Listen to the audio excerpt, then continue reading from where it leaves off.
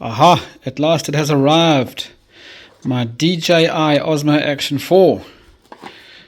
Let's give this a go. Goodbye, GoPro.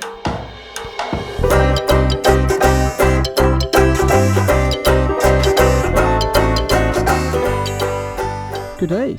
Today is an interesting day. You are looking at me talking on my, not my GoPro. I've sold my GoPro and I have bought myself a DJI Osmo Action 4. Oh, it's hot. Let me just open up. And various reasons for doing that. It's not that I was unhappy with my GoPro. My GoPro was great. Out of all the GoPros I've ever had, it was certainly the best. Reliable, batteries lasted a long time, picture quality was excellent, and I finally got the audio sorted. So after all that, why would I now go and change? It's a good question. The reason I've changed, wow, I pulled off in third. The reason I've changed is for variety, but also the form factor. Let me just summarize quickly. The DJI Osmo Action 4 has been adopted by a bunch of YouTubers, motovloggers that I respect, and they have reported very good things back. So I thought, well, at the very least it's going to be equivalent to the GoPro on many respects. I don't need 5.3K, so I'm not going to miss that. I seldom go over 2.7. But what do they find that's useful and beneficial about going on the DJI? And it all comes down to a couple of things. One, the mount. The magnetic mount is bliss in comparison to having to use the thumb screws and to move your your camera on and off.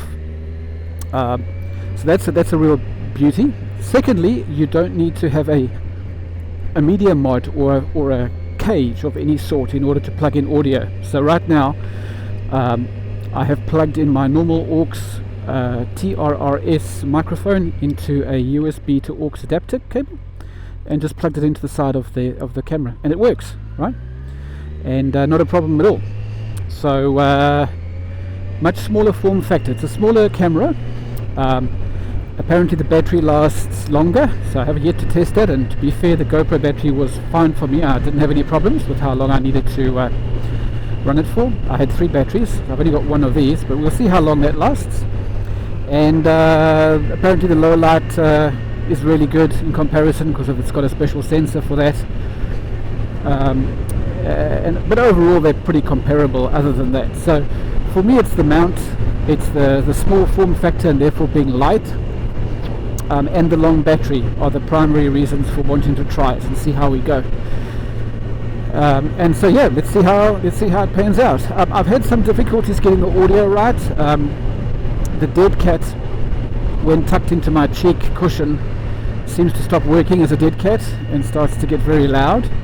So I've had to pull it out and put it by my lips as a dead cat, which is a bit furry.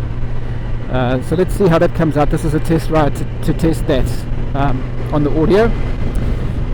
There is a wireless option, but it requires a very expensive DJI Mic 2, which you plug into the side, and it creates a big... Oh, you don't have to plug into the unit, it just becomes a wireless transmitter. But that transmitter is a box, you've got to stick it in your helmet somewhere, magnet. So that's not ideal either. And hopefully at some stage they will allow the camera to connect directly to my Cardo. I mean, that would be the most ideal, because the Cardo picks up my voice and the Cardo picks up my conversations, and if that could just be an input feed straight to the DJI, what a pleasure. But that hasn't happened, and as you know, I've not managed to get that to work successfully on a GoPro because of the lag, the audio lag. Now I believe the DJI has got the ability to cancel out the lag, but I still don't want to box in my helmet. Anyway, coming back to the camera, so giving the camera a go. I'm going on a nice long run down to Napier, so 500k ride there and a 500k ride back over the weekend, so I'll have a good opportunity to see how it feels on and off, and whether it's a suitable replacement. But so far so good. So far I'm very excited about it. It's a robust thing, it's a nuggety little thing, and it seems to work really well.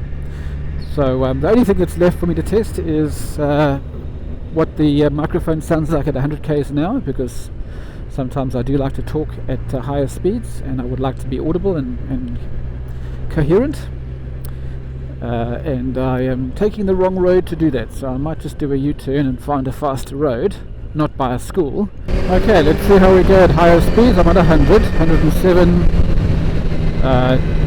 Be keen to see whether I'm still okay. Normally at about this speed it starts to become hard to differentiate the voice from the background noise, so hopefully it's the same or better than the GoPro. We shall see when we get back.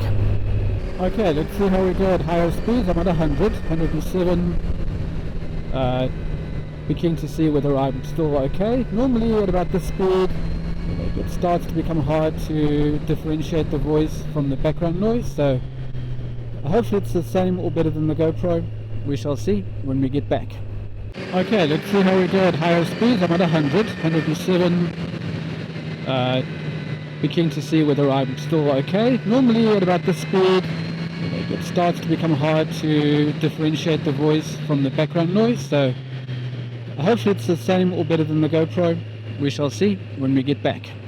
Oh well. Well, we are doing 100, so I can use this as indicative, and the wind is quite strong, so I'm feeling it.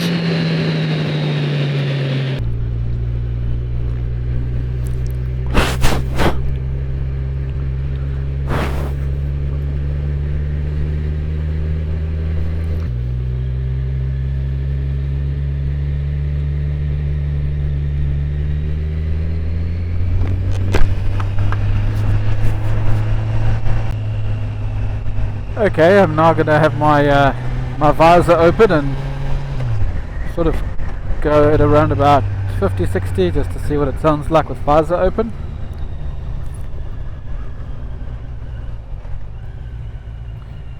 Way.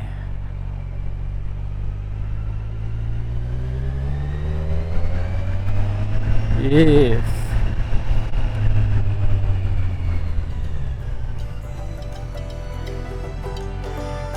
Home sweet home. Boom.